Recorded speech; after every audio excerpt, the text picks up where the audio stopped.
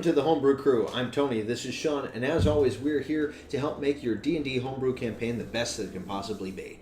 Today, we're going to be reviewing one of the new races of Eberron, the Kalashtar, which, if you've ever had a little voice in your head, this is the one to play. Yeah. Basically, I mean, from my understanding, you're kind of this. You said a symbiote, right? Kind of like a vessel think of it that way. For a spirit. Two souls, one body. Yeah. Okay, so the one thing to remember when you're throwing a campaign setting in or changing classes that you'll allow into your campaign is to make sure it fits into your setting. Obviously, Eberron itself is not the same as any other D&D setting. It is very much more high-tech. But as far as a race goes, this is a very fun race to play, and you can kind of incorporate it into your play style as well. Yeah, I actually, when you mentioned that, I don't think it's necessarily locked in a futuristic sci-fi kind of tech setting. Right. This can actually be pretty well melded into a lot of different campaign settings, thankfully. Absolutely. And one way to take that is to look at it as two souls, one body. What's neat about it is you do get this kind of psionic ability. Most of your stuff is all based around psychic ability and a few other things with it.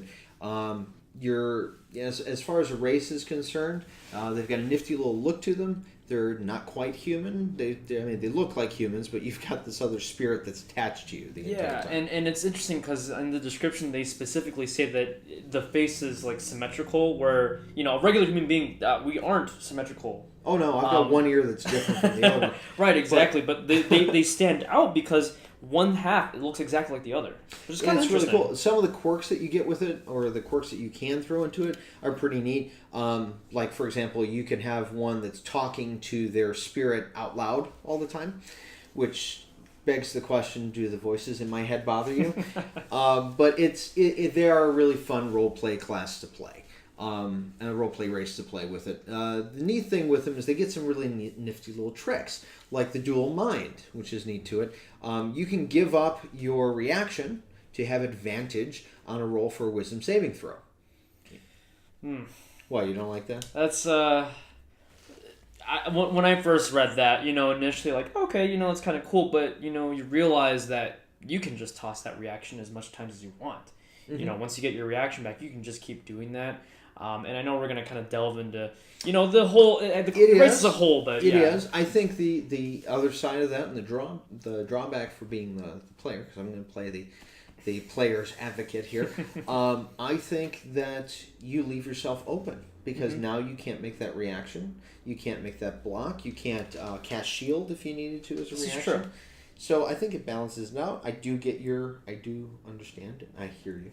But at the same time, I think that's fair. The one thing I think is a little bit weird is the resistance to psychic damage. Now, this is something that not a lot of things get. Psychic damage as well as force damage are ones that are in the campaigns don't get thrown out that much. You don't really see a lot of it. But when you do, there's not really a lot of things that get resistance to it. So to have that resistance is kind of It's a curveball for the DM. I mean, like, you want to get creative, and then you want to toss this, creature that does psychic damage, and then your player playing this race is like, oh, well, I only take half. You're kind of shocked because that never happens. Yeah, and it's, I think when you have it has to fit into your campaign setting. Because when you have, let's say you have this, and you have a Yanti who now doesn't take any damage from poison stuff. You've got dwarves that are in there that take... they're resistant to poison. You as the DM have to keep track of these things on a little note card behind you, so you know what things to throw at these guys. So I mean, it's a little bit different like that. But I do think the class or the race stands up on its own. Some of the things like that, like the mind link that's there. It's kind of it's a constant thing of being able to whisper, basically. In fact, one of the quirks with it is you prefer to telepathically speak than to actually speak, which is kind of neat, if you ask me. Just have this mute going around, or this person is not talking, or anything like that. Or there's one where you suppress your emotions all the time and speak logically. It's a very Spock-esque moment there. So there's that. And then the psychic glamour, which is the other part of it. That one I can see as potentially game-breaking, but not too bad, depending on your class that you pick and what you end up with. Thankfully it's only one. Yeah. But even so, that is pretty good to get advantage on either insight, intimidation, performance, or persuasion. Basically, any of those kind of charismatic talking skills, you get advantage on, which is fantastic. Yeah, I mean, Insight's a great one with that. I would love to be able to. I see personally after I read this race, I made a monk. I did. I made a monk on there with I don't remember if I went drunken master stuff or if I went. I think it was Kensai.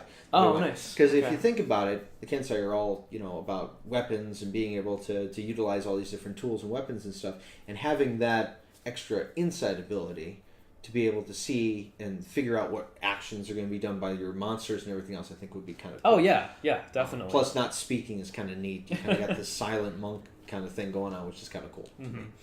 And then the one thing I did want to make sure we touch on was the Severed from Dreams trait that this character gets as well. I forgot about that. So it specifically says you are immune to magical spells and effects that require you to dream. Mm-hmm. You're not immune to spells that put you to sleep, but you're immune to spells that like require the you to dream spell. Yeah, for example. Good example. But the neat thing about that is because you're connected to the soul, you don't experience the dream world as anyone else would. It's a nifty little thing to do. I see it. I wish that we had Mystic class fully out there, other than Unearthed Arcana, because this would definitely be my Mystic. But until then, we'll definitely move through Monk, possibly a couple of different ones. I'll probably play a few of them, just preparing you. Gotcha. Thanks. Good to know. Yeah. It's like I'm noting it down. Other than that, I think it's a fantastic race to play. Definitely try it out. You can get it on D&D Beyond. You have to purchase the Eberron pack. I think it's the Wayfarers to Eberron or something to that effect. But you can get all the races for about $7.99 on there. Definitely check it out. It's a lot of fun to play. We'll probably be going over a few more of these races in the next couple of weeks as things roll forward. But if there are any player races or homebrew races that you'd want us to review, feel free to send them in to us. You can email us at DMBrewCrew@gmail.com. It'll be down there in the description below. And remember to like and subscribe. Share us with your friends. Why not? And remember, the best campaigns are always homebrew campaigns. So until next time, keep brewing.